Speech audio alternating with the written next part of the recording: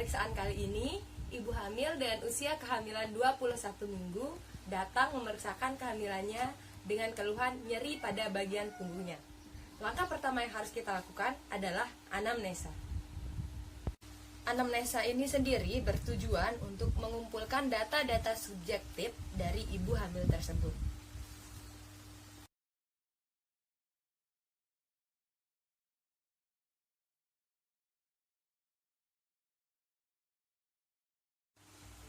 Baik Ibu, saya akan mengajukan beberapa pertanyaan. Ibu harus menjawab sesuai dengan kondisi dan keadaan yang Ibu rasakan. Siap? Siap. Nama Ibu siapa? Nama saya Aisyah. Umurnya berapa Bu? Umur saya 26 tahun. Alamatnya? Alamat saya Slow. Nama suami Ibu siapa? Nama suami saya Adam. Baik Ibu, kalau boleh tahu ini hamilan keberapa? Yang pertama Keluhan yang Ibu rasakan ada atau tidak? ada sakit pinggang sama sakit punggung. Kemudian apakah Ibu masih ingat hari terakhir Ibu mens? Bulan apa? Tanggal berapa? Tanggal 6 Desember 2019. Itu sudah bersih atau baru pertama? Ibu, kalau boleh tahu Ibu datang ke sini dengan siapa? Saya datang ke sini dengan adik saya. Suami Ibu? Suami saya kebetulan lagi kerja. Baik Ibu, sekarang saya akan melakukan pemeriksaan fisik kepada Ibu. Pemeriksaan fisik head to toe, yaitu pemeriksaan dari ujung kepala sampai ujung kaki Ibu. Nah, sebelum itu Ibu saya persilahkan untuk pipis dulu supaya tidak mengganggu jalannya pemeriksaan. Baik, langkah kedua yang akan saya lakukan adalah pemeriksaan fisik pada ibu hamil. Pemeriksaan fisik head to toe, yaitu dari ujung kepala sampai ujung kaki.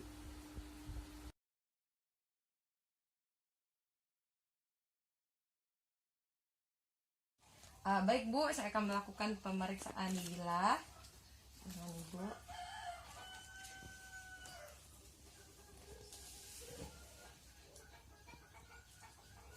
Tangannya silakan ditekuk.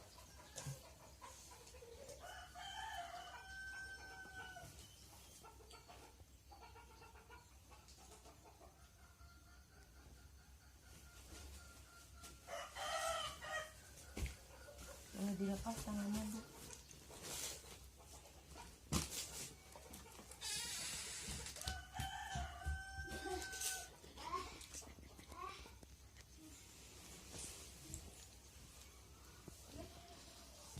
Baik, nilainya 23 Bu. Baik Ibu, saya akan melakukan pemeriksaan TTP Ibu. TTP itu adalah keadaan umum, tanda-tanda vital pada Ibu. Baik Ibu, sekarang saya akan melakukan pemeriksaan TTP atau pemeriksaan tanda-tanda vital yang meliputi tekanan darah atau tensi, suhu, denyut nadi, dan pernapasan. Sekarang saya minta Ibu untuk tidur dengan hati-hati, pelan-pelan ya. Permisi Bu, tangannya.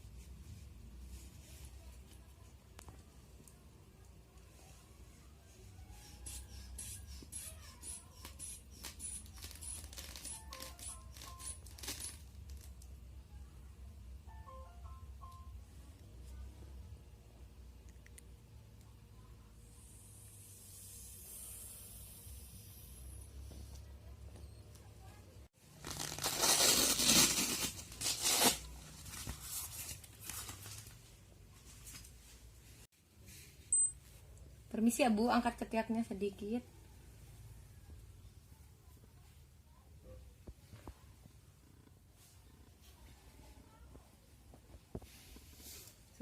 bisa lihat nadinya juga.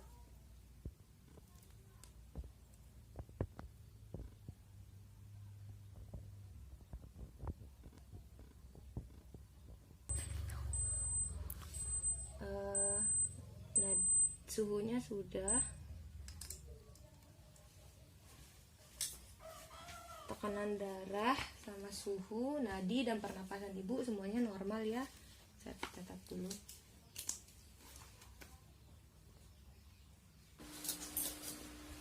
Sekarang saya akan melakukan pemeriksaan fisik dari ujung kepala hingga ujung kaki. Saya akan melihat dari kepala dulu. Maaf ya Bu.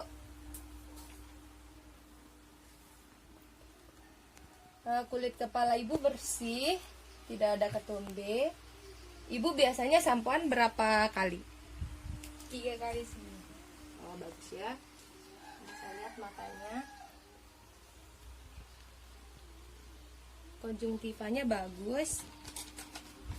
Warna pink, tidak pucat. Coba ibu buka mata.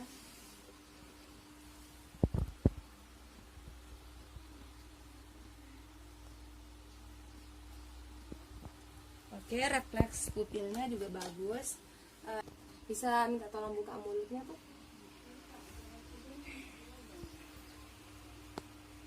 Oke, mulutnya bagus ya, giginya tidak ada karang atau karises. Oke, sudah.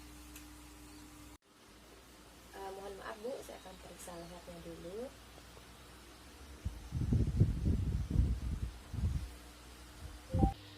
Oke, pada pemeriksaan payudara, terlebih dahulu kita harus melihat keadaan payudaranya sebelah kiri dan sebelah kanan, apakah bentuknya simetris, apakah payudara kiri dan payudara kanan bentuknya simetris. Nah, setelah itu kita melakukan palpasi dengan cara, saya misalkan ini adalah alat peraga.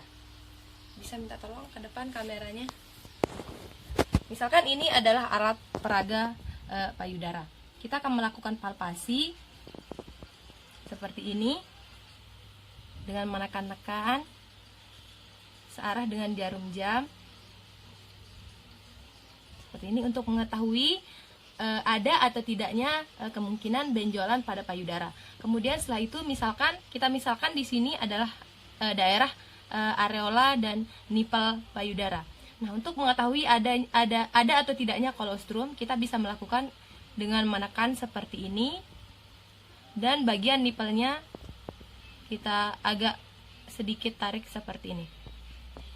Kemudian adalah memeriksa bagian ekstremitas atas, seperti lengan, tangan, dan jari-jari.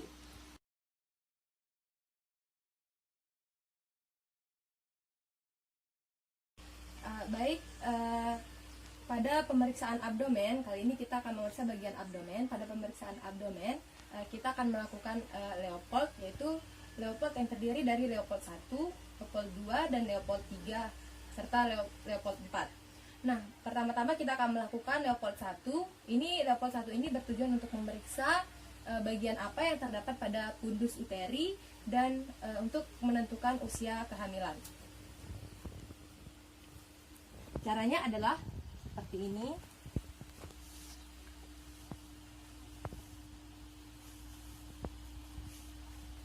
Nah, setelah itu kita bisa mengukur dengan medley.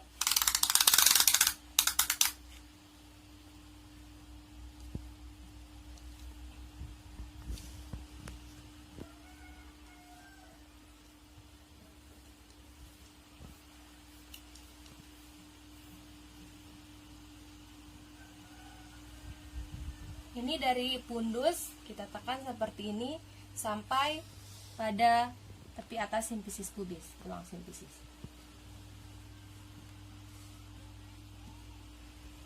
Nah, setelah itu kita akan lihat hasilnya. Di sini hasil dari Leopold 1, pundus uterinya adalah 20, tinggi pundus uterinya adalah 29 cm. Kemudian Leopold 2 bertujuan untuk mengetahui bagian apa yang terdapat pada sisi kiri dan sisi kanan. Apakah bagian punggung atau bagian terkecil pada janin. Caranya adalah seperti ini. Yang sebelah sini kita tekan seperti ini, dan yang ini kita merasakan seperti ini. Apakah bagian yang terdapat pada sisi kanan. Selanjutnya sama dengan yang sebelah kiri. Yang kanan menekan dan yang kiri merasakan bagian apa yang terdapat pada sisi ini.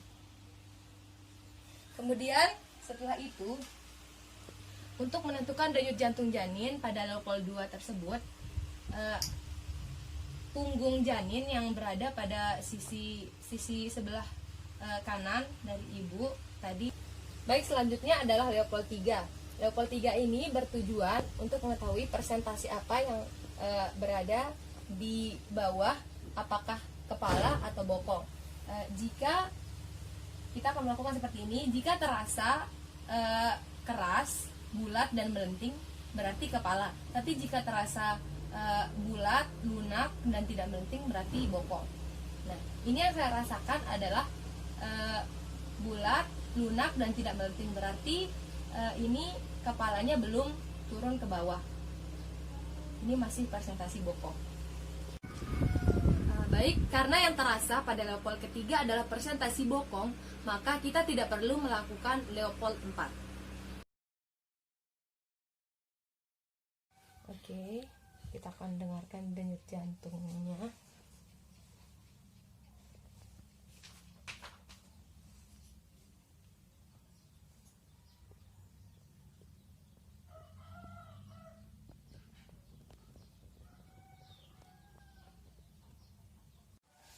Baik, denyut jantung janin dalam perut ibu normal ya, interval dan frekuensinya juga normal.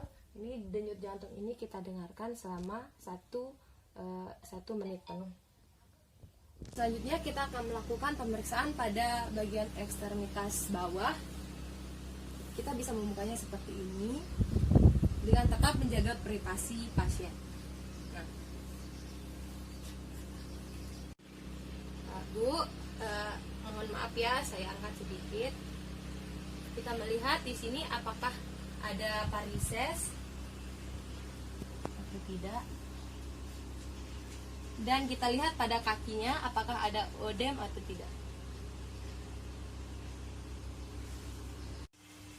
Baik Ibu, saya akan memeriksa lingkar panggul Ibu. Saya akan mengecek berapa lingkar panggul Ibu, berapa sentimeter lingkar panggul Ibu. Oke, silakan Ibu bisa minta tolong berdiri, pelan-pelan, jangan berdiri seperti itu. Nah, berdiri, bangun. Nah, bagus.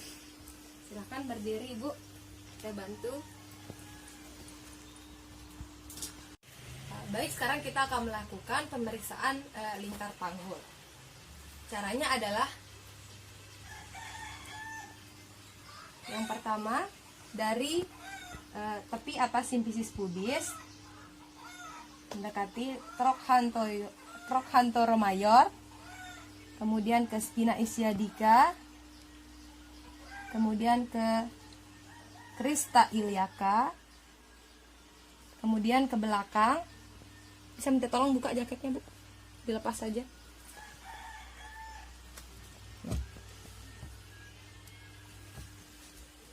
Kemudian ke lumbal kelima. Setelah itu ke crista iliaca, kemudian ke spina iliaca, ke trochanter mayor, dan tepi atas simfisis pubis. Sudah. Baik Ibu Aisyah, saya akan menjelaskan hasil dari pemeriksaan yang kita lakukan pada hari ini. Namanya Ibu Aisyah dengan usia 26 tahun, alamat Selong, nama suami Ibu ada, kehamilan G1 P1 A0 H0, dengan keluhan nyeri punggung ya Bu ya. Di sini HPHT ibu menunjukkan ibu hamil, HPHT-nya menunjukkan tanggal 6 bulan 12 2019. Nah, usia kehamilan ibu pada saat ini menurut perhitungan adalah 21 minggu, dan hari tafsiran kelahiran bayinya ibu menurut perhitungan juga, ini hanya tafsiran ya Bu ya, tapi ini bisa saja benar atau bisa saja mundur atau lebih maju sedikit. Ini berdasarkan perhitungan hari tafsiran kelahiran bayinya ibu pada tanggal 6, pada tanggal 13 bulan 9 2020 ini. Nah, kemudian di sini pada saat saya memeriksa tanda-tanda vital ibu, semuanya normal, mulai dari tekanan darah, suhu, nadi dan respirasi ibu normal. Kemudian lilanya juga normal, yaitu 24 cm. Kemudian lingkar panggul ibu juga saya rasa normal, karena lingkar panggul normal itu antara 80 sampai 90 cm. Kemudian di sini untuk yang perlu ibu ketahui adalah ketidaknyamanan yang terjadi pada usia kehamilan ibu ini, yaitu pada usia kehamilan trimester 2, ada pusing, ada masalah gigi dan gusi, ada perubahan kulit, ada kram pada kaki, dan nyeri punggung. Nah, perlu ibu ketahui juga bahwa ketidaknyamanan tersebut merupakan suatu yang fisiologis dan lumrah terjadi pada ibu hamil. Di sini keluhan yang ibu rasakan atau ketidaknyamanan yang ibu rasakan adalah sakit pada bagian punggung. Nah, cara mengatasinya adalah dengan cara ibu bisa melakukan kompres punggung, kemudian latihan postur tubuh atau memperbaiki postur tubuh seperti misalnya postur berdiri, postur duduk, dan postur tidur. Baik, ibu bisa disebutkan lagi cara mengatasi sakit punggung apa saja? Dengan cara mengompres punggung Ya. sama Memperbaiki postur tubuh ya Bu. ya. Ya, oke.